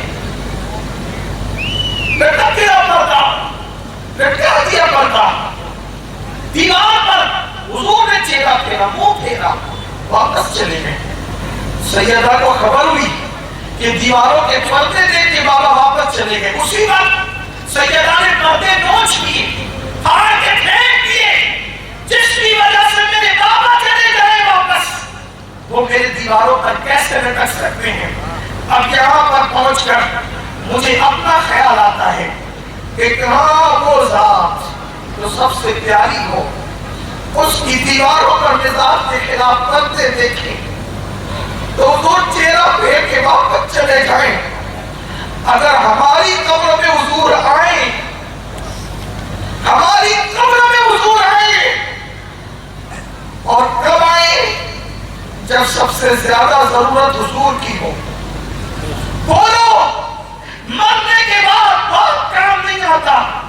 مرنے کے بعد بھائی کام نہیں آتے، مرنے کے بعد ماں کام نہیں آتی، مرنے کے بعد دوست و احباب کام نہیں آتے، سب منہ پر مرو مٹی ڈال کر واپس چلے جاتے ہیں۔ قبر کا اندھیرا ہے، 2 گز زمین ہے، نہ بستر ہے نہ تکیہ ہے، نہ کوئی غمخوار ہے نہ کوئی غمگسار ہے۔ اس وقت انسان سوچتا ہے باپ کہاں، ماں کہاں، دوست کہاں، بھائی کہاں، بیٹے کہاں، مال کہاں، کاروبار کا کچھ نہیں۔ ایسے میں صدا آتی ہے میرے امتی گھبرا مت، گویا کہ ندا آتی میرے امتی گھبرا مت، اگر تجھے سب نے چھوڑ دیا تو چھوڑ کر چلے جانے دے۔ جب سارے رشتے منہ پھیر کے چلے گئے، اب آمنہ کا لال آتا ہے تجھے دھمکیاں دینے کے لیے۔ اب حضور قبر میں آئے، حضور قبر میں آئے اور آنے کے بعد چہرے پہ داڑھی نہ دیکھیں اور منہ پھیر کے واپس چلے گئے۔ حضور قبر میں آئے اور یہ کہے کہ او گستاخ اور غدار، مجھ سے عشق کا دعویٰ کرتا تھا اور تو نے مسجدوں کو ویران کر دیا تھا۔ حضور علیہ السلام قبر میں آئے اور اللہ نہ کرے یہ کہے کہ منہ پھیر لے کہ تو بیٹے اور بیٹیوں کی شادی کر کے ڈی جے بجواتا تھا، نچنیوں کو نچوا کر میرا دل دکھاتا تھا۔ اگر حضور قبر سے منہ پھیر کر واپس چلے، نازک ہے بہت غیرت سلطان مدینہ، جب بیٹی کے ساتھ اتنی غیرت کرتے ہیں تو ہم تو غلام ہیں، اور غلام تو ہم اپنے آپ کو کہہ رہے ہیں پتہ نہیں غلامی کہ ہمیں قبول بھی کیا جائے گا کہ نہیں قبول کیا جائے گا۔ نہیں، اس لیے کہ کوئی لاکھ کہہ دے کہ میں سہاگن ہوں، میں سہاگن ہوں، جب تک بھی قبول نہ کرے تو کیسے سہاگن؟ تو لوگ لاکھ کہہ دے کہ میں غلام، آقا تو قبول کرے تب پتہ چلے۔ اب بتاؤ ہے کوئی اوقات اپنی؟ ہے کوئی اوقات؟ ارے جب دنیا کے سیاسی لیڈروں کے پاس ہمیں بیٹھنے کے لیے جگہ نہیں دی جاتی، ایسے ایرے گہرے سیاسی لیڈر جب ہمیں اپنے بازوں میں نہیں بٹھاتے تو وہ ذات جس کی رضا خدا چاہتا ہے کہ ہم ان کی غلامی کے لائق ہیں، ہماری کرتوت دیکھے، اپنے اعمال دیکھے، لیکن ہم ان کے کرم سے یہ امید کرتے ہیں کہ وہ بڑے کریم ہیں، بڑے مہربان ہیں، لیکن جہاں مہربان ہے جہاں کریم ہے وہیں پر غیرت مند بھی ہے۔ سنیو اپنے حال پہ رحم کرو، لوگوں اپنے حال پہ رحم کرو۔ اگر دنیا کے امتحان میں 1000 مرتبہ تم ناکام ہو جاؤ تو 1000 بار تمہیں کامیابی کے لیے پھر امتحان دینے کا موقع ملے گا، لیکن قبر کے امتحان میں 1 مرتبہ ناکام ہو گئے اور حضور چہرہ پھیر کر چلے گئے تو پھر دوبارہ موقع نہیں ملنے والا۔ اس دنیا میں پہلی اور آخری بار آئے ہو، اپنی جوانی کا غلط استعمال نہ کرو، اپنی جوانی کا مس یوز نہ کرو، اپنی دولت کا مس یوز نہ کرو۔ یہ دنیا ہے، دنیا شیطان تمہیں اپنے مکر میں پھنسا رہا ہے، شیطان کے مکر کا شکار نہیں ہونا۔ مجھے بتاؤ تو صحیح، اللہ اکبر، کیا صدیق اکبر نے اپنے گھر کی کسی شادی میں کبھی ڈھول بجوایا؟ مولا کائنات کی گھر کی شادی میں کبھی خرافات معاذ اللہ نے؟ اللہ اکبر، وہاں کی شادیاں بھی اتنی خوبصورت تھی کہ اللہ کے دامن بھی چھوڑ دے تو فرشتے وضو کریں، لیکن اللہ اکبر میری قوم کو کیا ہو گیا؟ تو قرآن مقدس کی آیت دوسری پڑھی جاتی ہے، شادی سے پہلے بھی اللہ سے ڈرتے رہنا، شادی کرتے وقت بھی اللہ سے ڈرنا، خرافات نہیں کرنا، مشرکوں کی رسومات ادا نہیں کرنا۔ لوگ زیادہ سے زیادہ اتنی بولیں گے نا، ارے یہ کیسی شادی، اس میں ناچ گانا نہیں، لوگوں کو کہنے دو۔ لوگوں کا خیال نہیں کرنا، اللہ کا خیال کرنا، اللہ کے رسول کا خیال کرنا۔ اور اب گفتگو کا تیسرا رخ، شادی کے بعد بھی اللہ سے ڈرتے رہے۔ اب شادی کے بعد اللہ سے ڈرنے کا مطلب کیا؟ جس کو بیوی بنا کر لائے ہو اس کے حقوق ادا کرنا، اور بیویاں جس کو شوہر مان چکی ہے اس کے حقوق ادا کرنا۔ اللہ سے ڈرتے رہو شادی کے بعد۔ بیوی کے حق کیا ہے؟ مختصراً، چونکہ شادی کا موقع ہے، جو تم کھاؤ وہی کھانا اپنی بیوی کو کھلاؤ. جس قیمت کا لباس تم پہنو اسی قیمت کا لباس اپنی بیوی کو پہناؤ. خود تو 4000 کی جنس خرید کے لاتے ہو اور 500 روپے بیوی کو دے دیتے کہ جاؤ تم کپڑا خرید کے لاؤ. یہ بیویوں کی حق تلفی ہے. جس قیمت کا کپڑا تم خرید رہے ہو اسی قیمت کا کپڑا بیوی کو پہنانا ہوگا. ورنہ یاد رکھنا قیامت کے دن کچھ لوگ ہوں گے جن کی نیکیاں پہاڑوں جیسی ہوگی لیکن وہ ہڈی کا ڈھانچہ اٹھیں گے, ان کے جسم پر کوئی گوشت نہیں ہوگا. لوگ کہیں گے یہ کون لوگ ہیں؟ ارشاد ہوگا یہ وہ لوگ ہیں جو بیوی کا حق ادا نہیں کرتے. جس قیمت کا لباس تم پہنو میں اس پہ زور دے رہا ہوں کیونکہ مجھے پتا ہے تمہاری ایک ٹی شرٹ 2-2 ہزار روپے کی ہوتی ہے, ایک جنس 4-4 ہزار کی ہوتی ہے, لیکن بیوی کے لیے اتنا بڑا دل کرتے ہو. سال میں کئی ڈریس خود کے لیے ہے, بیوی مانگے تو اس کو ڈانٹ دیتے ہو. بس کرو تمہیں. اگر اپنی بیوی کو آپ جتنا پہنا سکتے ہو اللہ نے اگر استطاعت کی پہناؤ, ان کو خوش رکھو, ان کی بے عزتی نہ کرو, ان کی انسلٹ نہ کرو. کیونکہ میرے آقا علیہ السلام نے فرمایا شریف آدمی کی یہ پہچان ہے کہ وہ اپنی بیوی کی عزت کرتا ہے. شریف کون؟ مسجد کا متولی ہونا شرافت نہیں, حاجی صاحب ہونا شرافت نہیں, سفید کپڑے پہننا شرافت نہیں. حضور علیہ السلام فرماتے شریفوں کی پہچان ہے کہ وہ بیوی کی عزت کرتا ہے اور کمینے کی پہچان ہے کہ وہ بیوی کو ذلیل کرتا ہے. حضور نے کمینہ فرمایا, کمینہ بیوی کو ذلیل کرنے والا کمینہ ہے. جس کو رسول اللہ کمینہ کہتے اس سے بڑا کمینہ کون ہو سکتا ہے؟ بیوی کی عزت کرو. جو بیوی کو ذلیل کرے حضور کمینہ کہے. یہاں تو چھوٹی چھوٹی بات میں بیوی کو مارتے ہیں. بیوی کو مارنا حرام ہے, حرام. اللہ کے رسول نے جان کے دشمنوں کے لیے بھی ہلاکت کی دعا نہیں کی. جنہوں نے حضور کے دندان شہید کیے حضور نے ان کے لیے بھی ہلاکت کی دعا نہیں کی, لیکن جس نے بیوی کو مارا حضور نے اس کی ہلاکت کی دعا کی. جن لوگوں نے حضور میں تیر برسائے حضور نے ان کے لیے ہدایت کی دعا کی, لیکن بیوی کو مارنے والے کے لیے حضور نے ہلاکت کی. آج لوگ کہتے ہیں امت مسلمہ ہلاک ہو رہی, میں نے کہا بیوی سے ماں کو مارتے رہیں گے تو ہلاک نہیں ہوں گے تو کیا ہو. حضور نے ہلاکت کی دعا کی, حضور علیہ السلام نے ہلاکت کی دعا کی. آقا علیہ السلام فرماتے تم میں سب سے اچھا انسان وہ ہے جو اپنی بیوی کے ساتھ اچھا سلوک کرتا ہے. ہاتھ میں تصویر لے کر گھماتے ہو اور بیوی پہ ظلم کرتے ہو. میں عبادتوں کا مخالف نہیں ہوں الحمدللہ, بلکہ فضائل اعمال پر میری تقریر آپ کو مل سکتی ہے, لیکن بیوی پہ ظلم. بلکہ آج کل تو حال یہ اگر بیوی کم جہیز لائی ہے تو پورا گھر مل کر اس کو ٹارچر کرتا ہے, اور پھر قوم کی بیٹیاں دریا میں ڈوب کر جان دینے تک کے لیے مجبور ہو رہی ہیں. حالانکہ جو بیٹیاں ڈوب رہی ہے وہ بھی اچھا نہیں کر رہی ہے, ہم اس کی تعریف نہیں کرتے, لیکن یہ ضرور ہے کہ بیوی اگر زیادہ جہیز لائی تو تم ٹارچر کرو. میں تو کہتا ہوں بچوں کی شادی کرنے نکلے ہو یا بچوں کو بیچنے نکلے ہو, جہیز کا سسٹم ختم کرو. اسلام میں جہیز کا کوئی سسٹم نہیں ہے.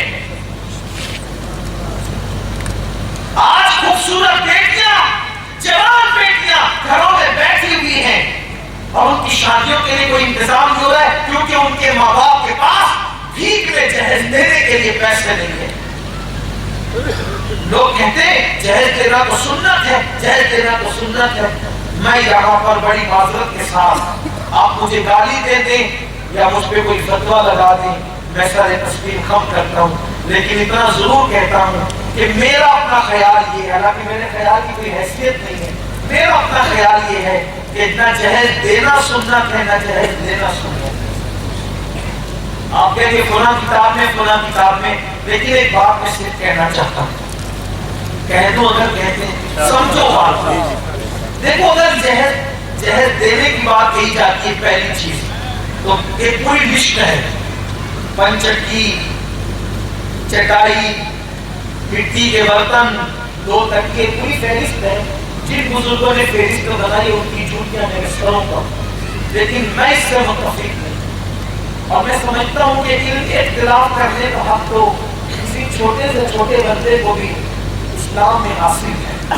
یہی تو اسلام کی وسعت نگاہ ہے، وسعت نگاہ ہے۔ لیکن آپ کی عدالت میں میں ایک مقدمہ رکھنا چاہتا ہوں، علماء موجود ہیں، بڑے بڑے علماء موجود ہیں، اگر بات سمجھ میں آتی تو تائید کرنا، ورنہ میں یہی اپنی بات سے رجوع کر لوں گا۔ میں جہیز کو سنت کیوں نہیں مانتا، نہ دینے کو نہ لینے کو، اس لیے کہ اگر تم کہتے ہو کہ رسول اللہ نے سیدہ فاطمہ کو جہیز دیا تو میں آپ سے پوچھوں گا کہ سیدہ فاطمہ حضور کی صرف ایک بیٹی تھی یا اور بھی بیٹیاں تھی حضور کی؟ یہی تو حافظیوں میں ہم میں فرق ہے کہ وہ ایک ہی بیٹی مانتے اور ہم 4 بیٹیاں مانتے ہیں۔ اب اگر آپ کہتے ہیں کہ سیدہ فاطمہ کو جہیز دیا تھا تو آپ کو یہ بھی بتانا پڑے گا کہ سیدہ زینب کو بھی دیا تھا، ام کلثوم کو بھی دیا تھا، حضرت رقیہ کو بھی دیا تھا۔ آپ کہیں گے ان کو نہیں دیا تھا، ان کو دیا تھا، میں کہتا ہوں پھر اپنے نبی پر کون سا الزام چڑھانا چاہتے ہو؟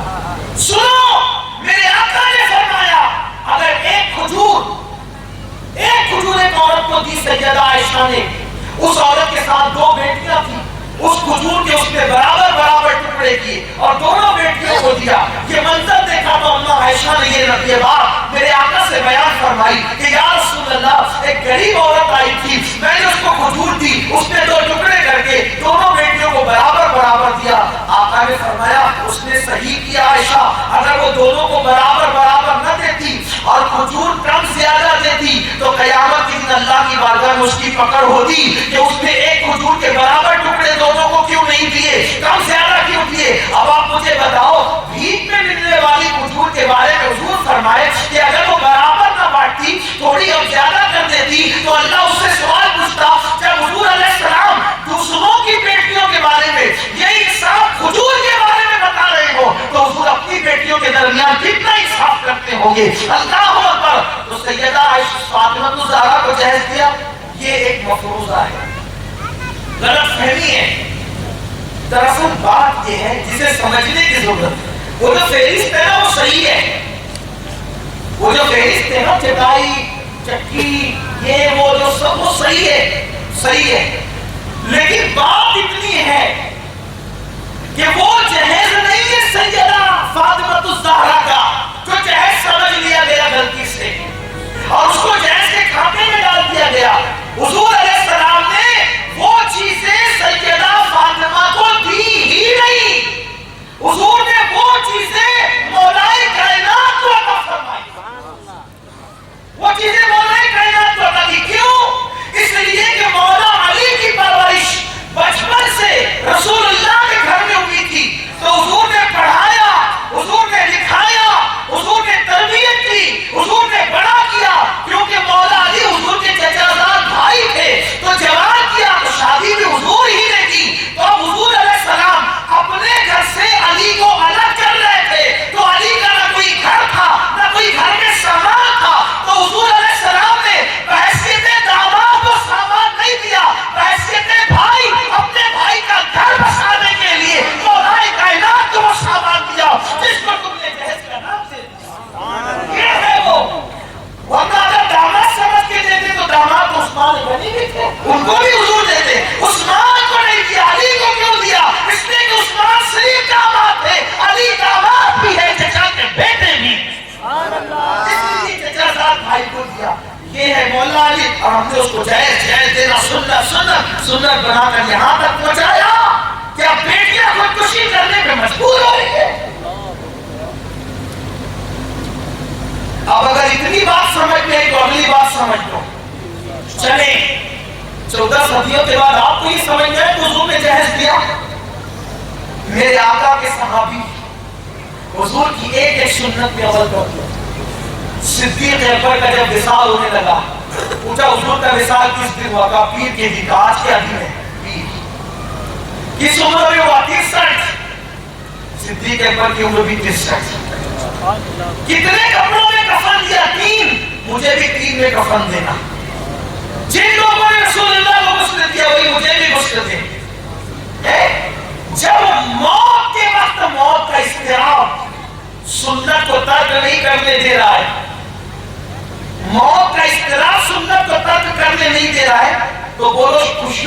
گے کہ انہوں نے سنت کیسے قتل کی ہوگی۔ اگر واقعی جہیز دینا بیٹی کو سنت ہوتا تو صدیق اکبر سوچتے کہ حضور نے اپنی بیٹی کو جہیز دیا تو میں بھی اپنی بیٹی کو دوں۔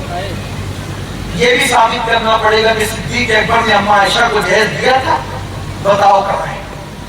ورنہ صدیق جیسا انسان، تمہیں سنت یاد نہیں، اچھا داڑھی کی سنت یاد نہیں، بھوکوں کو کھانا کھلانے کی سنت یاد نہیں، فاقہ کرنے کی سنت یاد نہیں، صرف جہیز کی سنت تمہیں یاد رہے گی؟ نفس کی غلامی اتنی، نفس کا مکر اتنا۔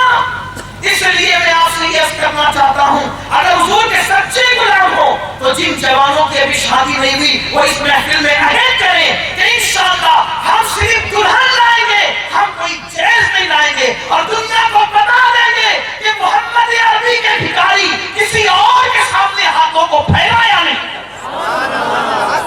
شروعات کہیں نہ کہیں سے کرنی پڑے گی، شروعات کہیں نہ کہیں سے کرنی پڑے گی انشاءاللہ تبارک و تعالی۔ اگر چند جوانوں نے کچھ میں بیڑا اٹھا لیا کہ صرف دلہن آئے گی اور کچھ نہیں، ارے جس نے بیٹی تھی اس سے بڑی نعمت کیا ہو سکتی ہے؟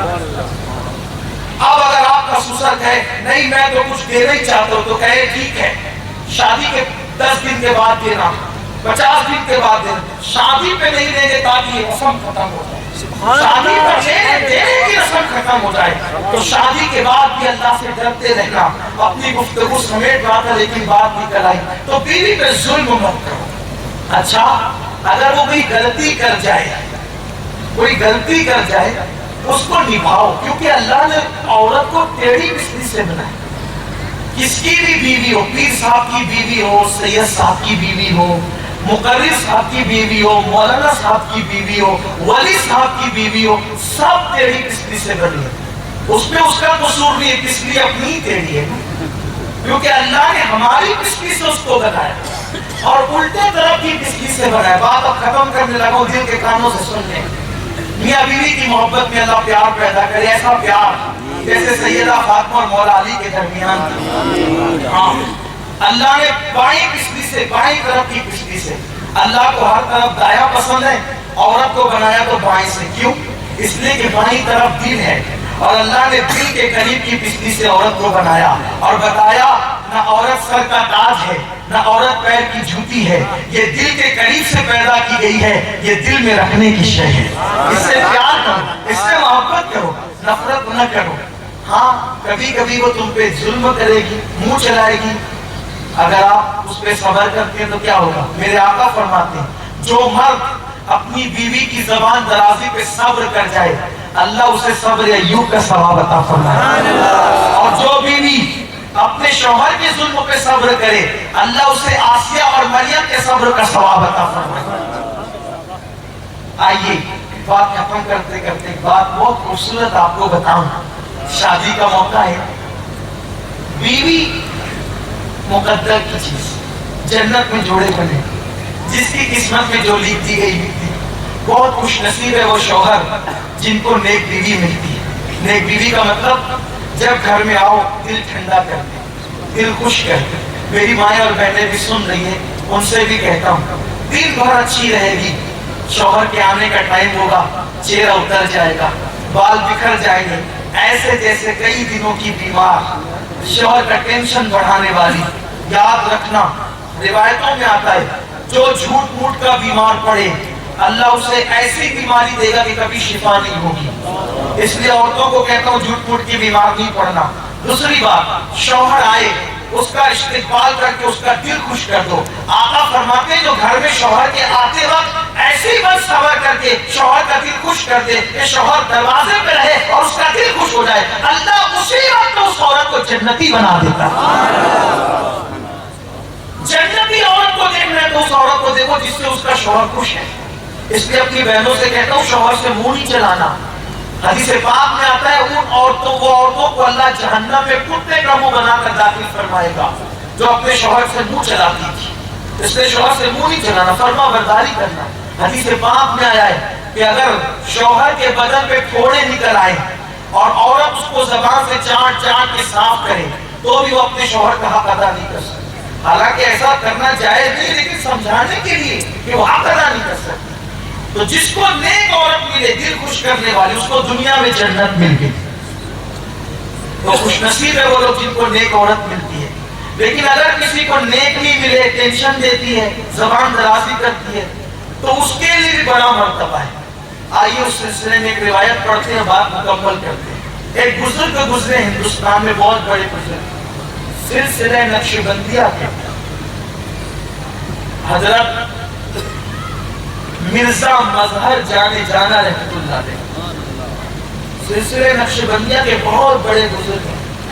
جن دنوں آپ دلی میں رہتے تھے، پورا دلی آپ کا مرید، اتنے بڑے بزرگ، لیکن تھے پیر صاحب، بڑے پیر تھے نا، تو مزاج میں کچھ نزاکت تھی، طبیعت میں نزاکت تھی، کوئی اپنے اوپر نہیں لے۔ میں جنرل بات کہہ رہا ہوں، مجھے اپنے انداز میں اپنے رنگ میں بات کہنے کا عادت، اگر برا لگے تو معاف کر۔ پیر لوگ کے مزاج میں کچھ نزاکت آئی کرتی، سب بھی میری طرح جو ہے وہ ایسے رقم درگم لوگ ہوتے ہیں نا، ان کی کہ خود جوتا نہیں پہنے کے کھڑے رہیں گے انتظار میں، کیونکہ پہنا ہے تو میں پہن، پانی بھی اٹھ کے نہیں پینا، کوئی ڈا کر دے تو میں نے پینا ہے، ایسا مزاج ہو جاتا ہے۔ لیکن سعادت مند مرید وہ لوگ ہیں جو جوتے بھی پہنا ہے، پانی بھی پلائے، سر بھی اٹھائیں۔ مریدوں کی تقدیر ہے جتنی خدمت کرو، اس لیے کہ ہزاروں سال کی عبادتوں سے وہ نہیں ملتا جو پیر و مرشد کی خدمت سے ملتا ہے۔ غریب نواز کہتے بابا قطب سے، بابا قطب میں نے اپنے پیر کا بستر اٹھا کر کے جو مقام پایا، میں نے نفلی عبادتوں سے وہ مرتبے نہیں پائے۔ خدمت کرو اچھی بات ہے، لیکن ہم لوگوں کو، میں اپنی بات کرتا ہوں، ہمیں بھی کچھ کام اپنے ہاتھ سے کرنا چاہیے، کیونکہ اپنے ہاتھوں سے اپنا کام کرنا میرے نبی کی سنت ہے۔ تو بہرحال مرزا صاحب سے نہیں کہہ رہا ہوں، مرزا صاحب کے مزاج میں بڑی نزاکت، اتنے نازک تھے مرزا صاحب کہ اگر مٹکے پر ڈھکن ٹیڑھا دیکھتے تھے تو ٹیڑھا ڈھکن دیکھ کے ان کے سر میں درد ہوتا تھا، کہتے تھے کس کمبخت نے ڈھکن ٹیڑھا کر دیا، میرا سر دکھ رہا ہے۔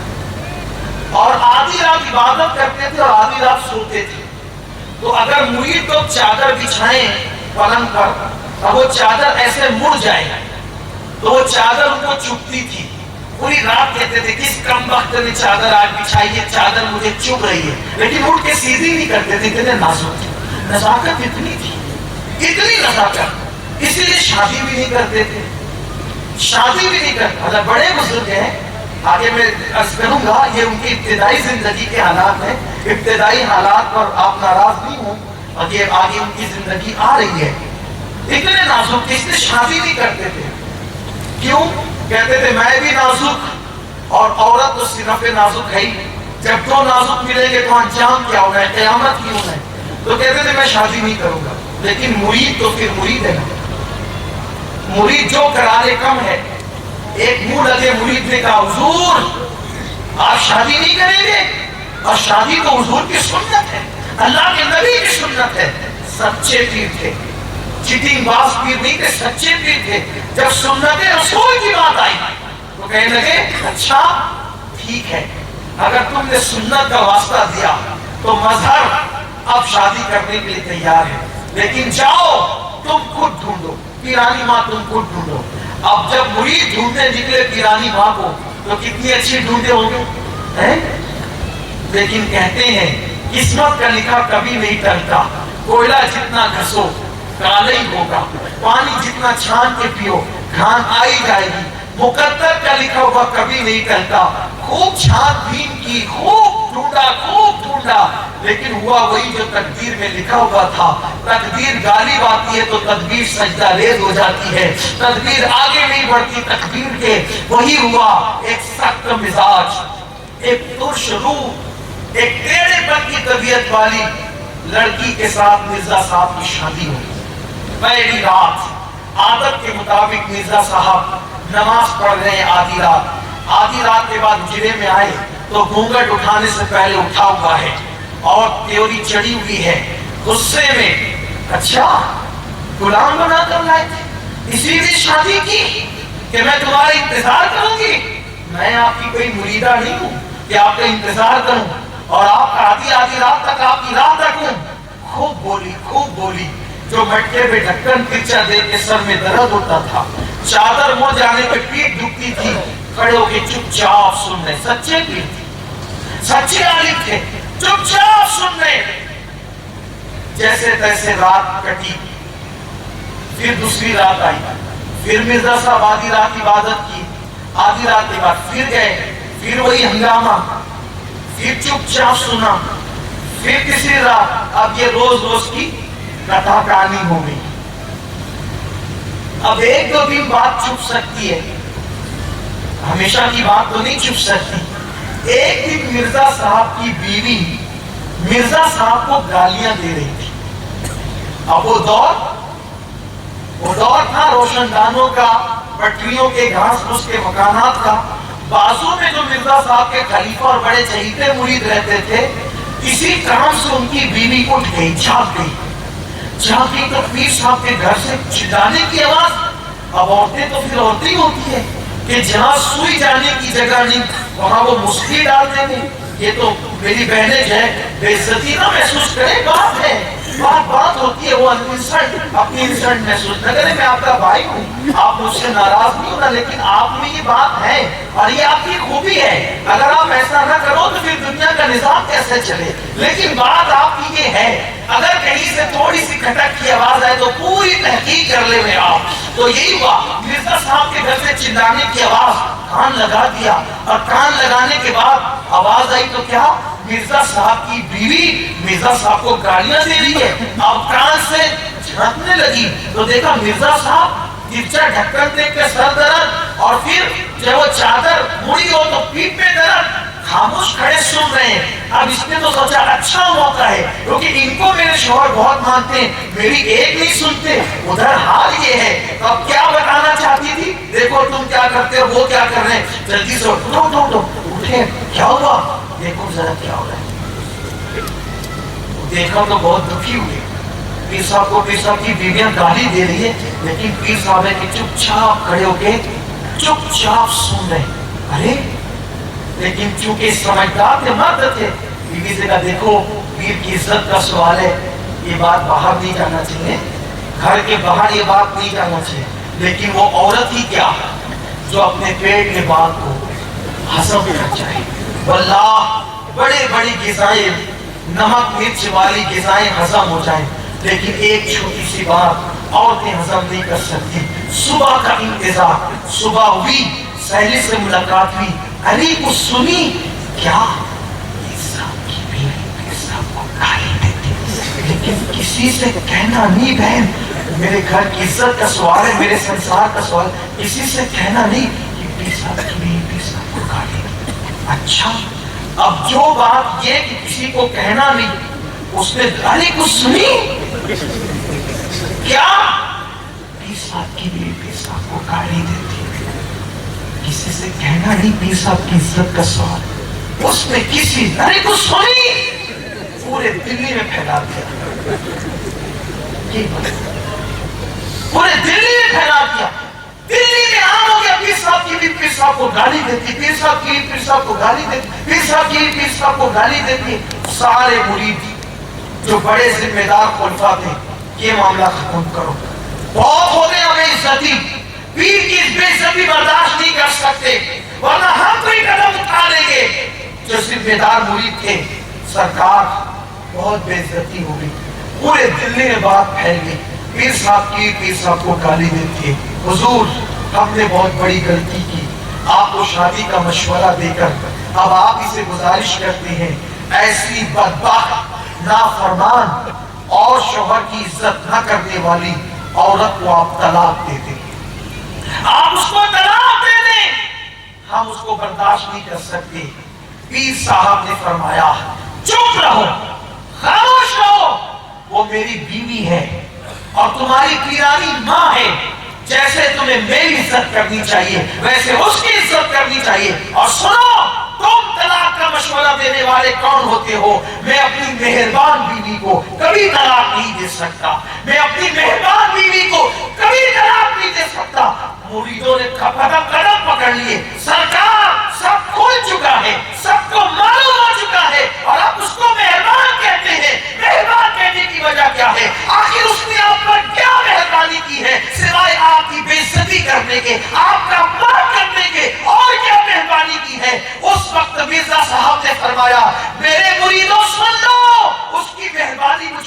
ہے، اس کی مہربانی یہ ہے کہ آدھی آدھی رات میں نے عبادت کی، نفل پڑھے، قرآن کی تلاوت کی، پھر تو وظائف کیے، ریاضت و مجاہدے کیے، لیکن ریاضت و مجاہدوں سے مجھے وہ مقام اور مرتبہ نہیں ملا، لیکن جب وہ گالیاں دیتی ہے تو اس کی گالیوں میں میں نے صبر کیا، اس صبر کی برکت سے اللہ نے مجھے قطبیت کا مقام عطا فرمایا۔